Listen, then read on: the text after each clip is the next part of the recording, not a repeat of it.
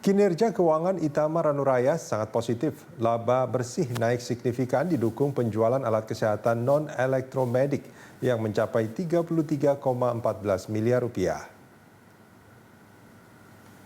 PT Itama Ranuraya Tbk sukses membukukan lonjakan laba bersih sebanyak 475% menjadi 35,47 miliar rupiah hingga September 2020 dibandingkan periode sama tahun lalu yang sebesar 6,17 miliar rupiah. Bahkan pencapaian ini telah melampaui realisasi laba bersih sepanjang tahun lalu yang sebesar 33,21 miliar rupiah. Pertumbuhan laba bersih ditopang atas pertumbuhan pesat margin laba bersih perseroan dari 4,8% menjadi 25,1%. Begitu juga dengan margin laba kotor tumbuh 17% menjadi 17,9% dan margin laba usaha meningkat 6,7% menjadi 8,1%.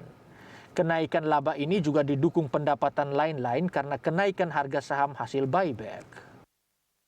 Pertumbuhan laba bersih Itama Ranuraya sejalan dengan peningkatan pendapatan perseroan dari 128,95 miliar rupiah hingga September 2019 menjadi 141,06 miliar rupiah pada September 2020. Laba usaha bertumbuh dari 8,6 miliar menjadi 11,36 miliar rupiah.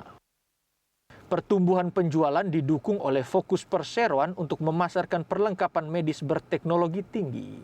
Peningkatan ini juga ditopang kenaikan permintaan alat kesehatan hingga saat ini.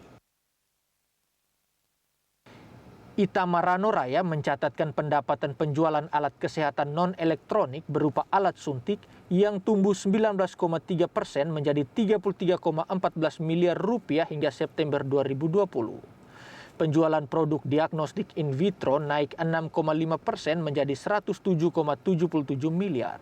Itama Ranuraya juga mencatat pertumbuhan penjualan peralatan USG hingga September 2020.